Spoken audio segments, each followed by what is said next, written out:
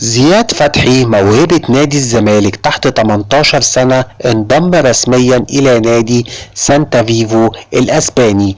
طبعا اللاعب دوت ذهب لفترة معايشة مع نادي سانتا فيفو في أسبانيا لمدة 3 أسابيع، وكان من ضمن شروط المعايشة ديت إن اللاعب لو اجتاز الفترة بنجاح من حق نادي سانتا فيفو إنه يتعاقد معاه. في المقابل يحصل نادي الزمالك من نادي سانتا فيفو على نسبة 50% من نسبة إعادة البيع. يعني اللاعب راح لنادي سانتا فيفو عادي، النادي دوت لو باعه في المستقبل مثلا بمبلغ 5 مليون دولار، يبقى من حق نادي الزمالك انه يحصل على 2.5 مليون دولار من الصفقة ديت. طبعا زياد فتحي موهبة جميلة، وطبعا دوت يعني حاجة تحسب لمجلس الإدارة ان تم التعامل معاها بشكل جيد، لان اللاعب كده هيفيد الزمالك بشكل كويس جدا في المستقبل. لو اللاعب دوت اشتهر ولعب وخد فرصة واتباع بمبلغ حلو، هيرجع لنادي الزمالك فلوس من الصفقة ديت. نتمنى للاعبنا ان شاء الله التوفيق في الدوري الاسباني. بشكل رسمي استلم الأستاذ جون إدوارد منصبه الجديد في نادي الزمالك، منصب المدير الرياضي. جون إدوارد ليه خبرات سابقة، كان المدير الرياضي بتاع نادي فاركو واشتغل مدة في نادي بيراميدز، غير طبعا ان معروف عنه انه وكيل لعيبه وسمسار لعيبه شاطر. بالتالي كابتن احمد حسام ميدو وكابتن حازم امام والاستاذ عمرو الجنايني شافوا ان هو ده الشخص الانسب لمنصب المدير الرياضي في نادي الزمالك في الفتره القادمه. طبعا كان في كذا اسم مترشح لمنصب المدير الرياضي، وكان كابتن احمد حسام ميدو مصمم على اسماء اجنبيه، ولكن من الواضح انهم اتفقوا ان يكون جون ادوارد، لان موضوع الخبير الاجنبي او المدير الرياضي الاجنبي هيكلف الزمالك دولارات كتير، رغم برضو ان في كلام اتقال ان الاستاذ ممدوح عباس هو اللي هيدفع تكلفة المدير الرياضي. ولكن خلاص تم الاستقرار ان الاستاذ جون ادوارد هو اللي هيكون المدير الرياضي لنادي الزمالك في الفترة القادمة.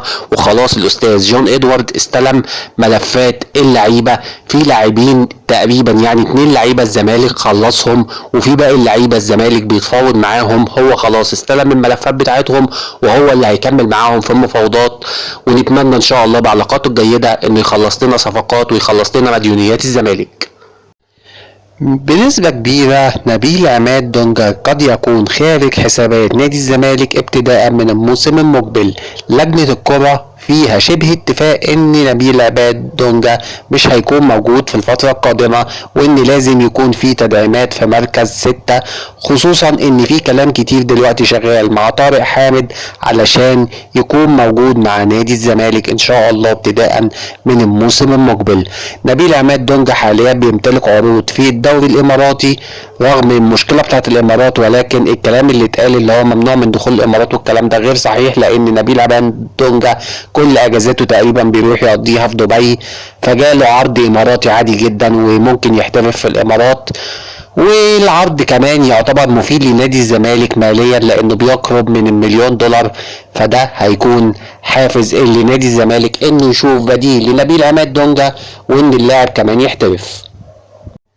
زي ما قلت لحضراتكم بالنسبة لموضوع اللاعب ياسر حمد، اللاعب خد حكم من الفيفا مش من المحكمة الرياضية الدولية، وموضوع ايقاف القيد بتاع نادي الزمالك ده هجص اعلامي مش اكتر. ولكن نادي الزمالك خلاص قرر انه هيدفع للاعب فلوسه وتواصل مع اللاعب واتفق معاه على جدولة مستحقاته اللي هو ليه 32,000 دولار اللي هو حوالي 1,700,000 جنيه. اللاعب هياخد تقريبا حوالي 20,000 دولار دلوقتي و12,000 دولار في وقت لاحق، وهيتنازل خلاص عن القضية في الفيفا علشان ما يحصلش تطوير وتكبر القضية ويتحسب فوائد وتراكمات وغرامات زيادة على نادي الزمالك. بدل ما الزمالك يكبر الموضوع ويدفع فلوس اكتر، الزمالك خلاص هيساوي الموضوع. طبعا كلنا فاكرين مستر باتريس كارتيرون المدير الفني السابق لنادي الزمالك.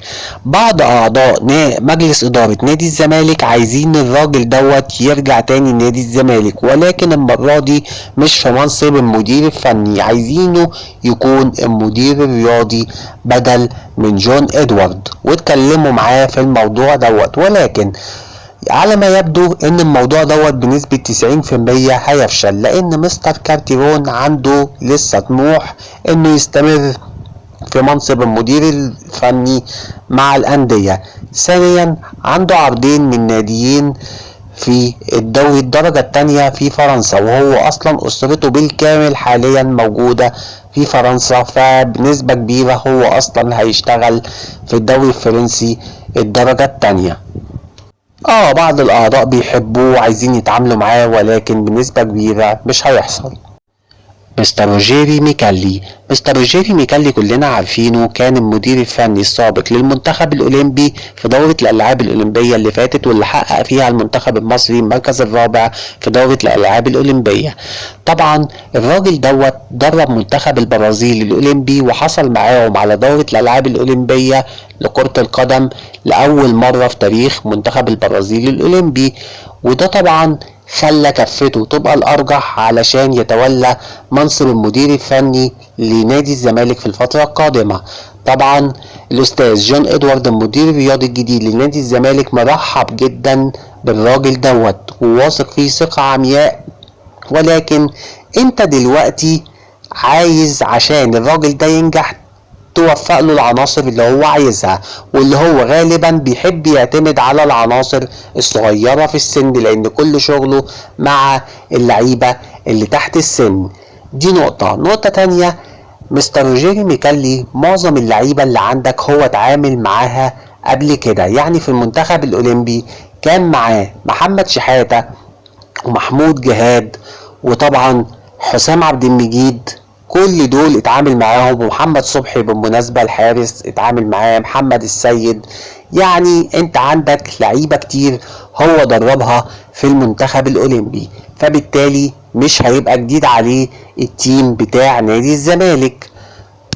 علشان كده لو ناوي تستعيد بيه تاخد رأيه في الصفقات قبل ما تعملها، لازم تكون جايبه، يعني ما ينفعش تجيبه وتجيب له طارق حامد اللي عنده 37 سنة وفرجاني ساسي اللي عنده 34 سنة، وتجيب له عبد الله السعيد اللي عنده 40 سنة وشيكابالا اللي عنده 40 سنة وتقول له خد درب لي الناس دول، مش هيعرف يعمل لك بيهم حاجة.